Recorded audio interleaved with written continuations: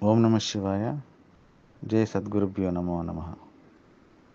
3వ శ్లోకము శివానందలహరి. త్రైవేద్యం హృదయం త్రిపురహరమాజ్యం త్రినయనం జటాభారోధారం చలతుర్గహారం మృగధరం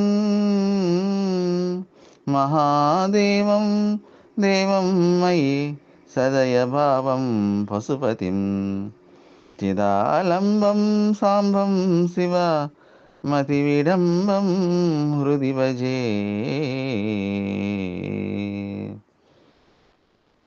ఆ సాంబ సదాశివుడు ఋగ్వేదము, యజుర్వేదము, సామవేదములనే 3 వేదముల చేత ఈ విధముగా ఉన్నాడు అని చెప్పబడుతుంటాడు. హృదయ పద్మంలో మాత్రమే తెలుసుకోవడానికి వీలైనవాడు, మనసు చేత మాత్రమే తెలియబడేవాడు, జాగ్రత్త, స్వప్న, సుషుప్తులనే 3 పట్టణములను నశింపచేసేవాడు, త్రిపురాసురులనే రాక్షసులను చంపినవాడు, సృష్టి ప్రారంభం కావడానికి ముందే ఉన్నటువంటి వాడు, 3 కన్నుల కలవాడు, జటాచూటం వలన గంభీరంగా ఉండేవాడు, కదులుతున్న పాములని ఆభరణాలుగా ధరించినటువంటి వాడు, లేడిని తన చేతి యందు ధరించినవాడు, దేవతలందరికీ కూడా దేవుడు, ఆనంద స్వరూపుడు, నా యందు అపారమైన దయగలవాడు, సంసారమనే తాడు చేత కట్టబడిన సమస్త ప్రాణులకు ఆ తాడును విడిపించే ప్రభువు, జ్ఞానమే తన స్వరూపంగా ఆధారంగా ఉన్నటువంటి వాడు, లోకమునకు తగినట్లుగా ప్రవర్తించేవాడు, సమస్త లోకాలకు శుభాలనిచ్చేవాడు. అటువంటి పార్వతీ సమేతుడైన పరమేశ్వరుని నా మనస్సునందు సేవిస్తున్నాను అని శంకరాచార్యుల వారు విరచించినటువంటి శ్లోకం యొక్క అర్థము. అన్నీ నేనే చేస్తున్నాను, అంత నా వల్లే జరుగుతుంది అని, నన్ను మించిన వాడు లేడు, అంత నాదే అని అనుకోవడమే సంసారం. ఆ సంసారమే శివుడికి ఉండే జటాజూటం. మానవుడిలో ఉండే సత్వ రజస్తమో గుణాలను పోగొట్టేవాడు, నొసటి యందు 3వ కన్ను గలవాడు, అదే ఆజ్ఞాచక్రస్థానం. కనుబొమ్మల మధ్య భాగం.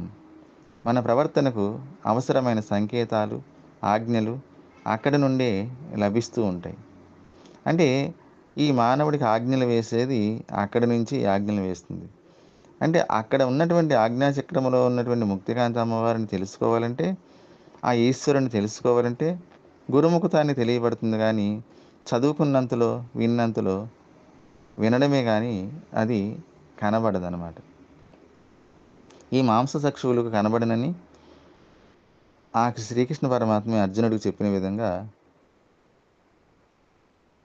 ఆ ఆజ్ఞాచక్రములో ఈశ్వరుడు స్థానమును తెలుసుకోవాలంటే దానికి గురువు అనుగ్రహం తప్పనిసరి కావాలి. జై సద్గురుభ్యో నమో నమ. మన ప్రవర్తనకు అవసరమైన సంకేతాలు, ఆజ్ఞలు అక్కడి నుండే లభిస్తుంటాయి. ఆ ఆజ్ఞ లోపల ఉన్న ఈశ్వరుడు చూస్తున్నాడంటే ఈ 2 కన్నుల ద్వారా ప్రపంచాన్ని చూస్తున్నాడు. ఇదే వెంకటేశ్వర ఆలయంలో అటు ఇటు 2 దీపాలు వెలుగుతూ ఉంటాయి. నీవు మానవ జన్మలో నిత్యము కూడా ఈ 2 కన్నులే ఆ పరమాత్మకి 2 జ్యోతులు తెలియబడుతుంది. పశుపతిం ఇది పరమ రహస్యం. సాంబం శివ మతివిడం. మన ప్రవర్తనకు అవసరమైన సంకేతాలు, ఆజ్ఞలు అక్కడ నుంచే లభిస్తూ ఉంటాయి. లేడీ సాంబ సదాశివుడు అట్లాగే ఋగ్వేదము, యజుర్వేదము, సామవేదములనే 3 వేదముల చేత ఈ విధముగా ఉన్నాడు అని చెప్పబడుతుంటాడు. ఆ లేడీ హృదయ పద్మంలో మాత్రమే తెలుసుకోవడానికి వీలైనవాడు, మనసు చేత మాత్రమే తెలియబడే మనసు జాగ్రత్త, స్వప్న, సుషుప్తులనే 3 పట్టణములను అట్లాగా మనసు ఒక దగ్గర స్థిరముగా ఉండకుండా త్రిపురాసురులనే రాక్షసులను ఆలోచన కదలు సృష్టి ప్రారంభం కావడానికి ముందే ఆ లేడి వలె దానినే కోతి ఉన్నటువంటి వాడు, 3 కన్నులు గల చెట్ల యందు ఆ కొమ్మ నుంచి ఈ కొమ్మ జటాచూటం వలన గంభీరంగా ఉండేవాడు, అర్థంలో చెప్పగలరు. కదులుతున్న పాములను ఆభరణాలుగా ధరించినటువంటి వాడు, నన్ను లేడిని తన చేతి యందు ధరించినవాడానికి దేవతలందరికీ కూడా దేవుడు, ఎవరైతే ఈశ్వరుని తెలుసుకున్నారో నా యందు అపారమైన దయగలవాడు, సంసారమనే తాడు చేత కట్టబడిన ఆధీనంలో ఉన్నదని ఎవరైతే తాడును విడిపించే ప్రభువు, వారికి జ్ఞానమే తన స్వరూపంగా ఆ లేడిని పట్టుకోవడమే కాదు, లోకమునకు తగినట్లుగా ఆజ్ఞలిచ్చేది కూడా ఆయనే.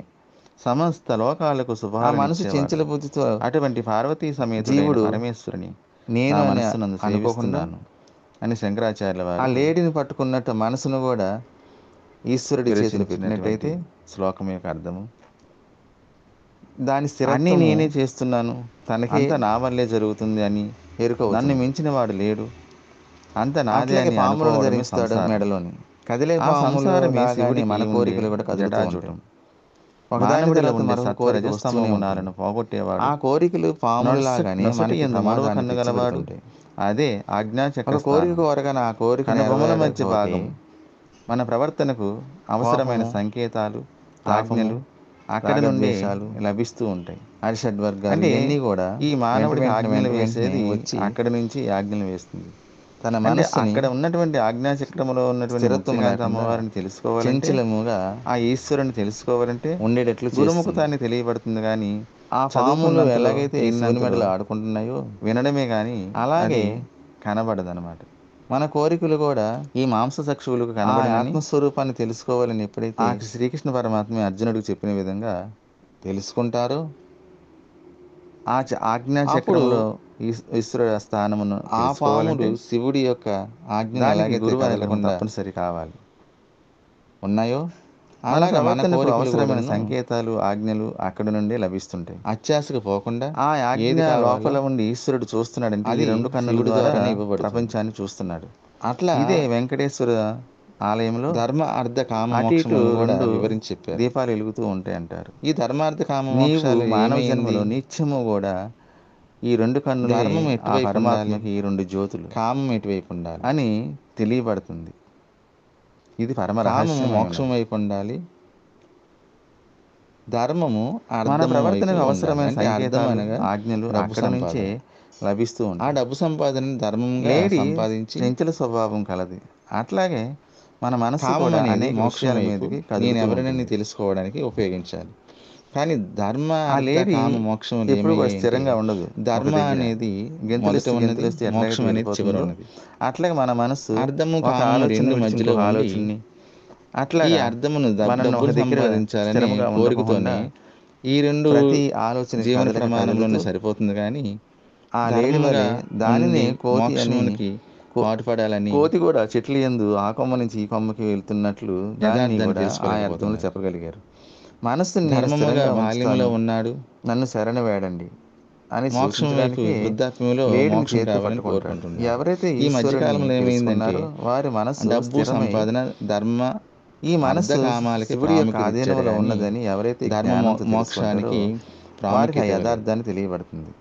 ఆ లేడిని పట్టుకోవడమే కాదు, నీ మనసుని మోక్షం వైపు కూడా మరల్చి ఆ మనసు ధర్మాన్ని అర్థం వైపు మరలిస్తే జీవుడు వాడి జీవితము నేను అని అనుకోకుండా అట్లాగా ఆ లేడిని పట్టుకున్నట్టు మనసును కూడా నేను కాదు ఈ ఈశ్వరుడి చేతులు పెట్టినట్టయితే తెలుసుకొని ఆ ఈశ్వరుడి సర్వము అధిష్టానమై ఉన్నాడు. దాని స్థిరత్వము తెలుసుకోవడం తనకే ఆ కోరికలని ఎరుకవుతుంది, అదుపులో ఉంచడం అనమాట. అట్లాగే పాములను ధరించి విషయాన్ని సూచించడం కోసం కదిలే పాములని మన కోరికలు కదులుతూ ఉంటాయి.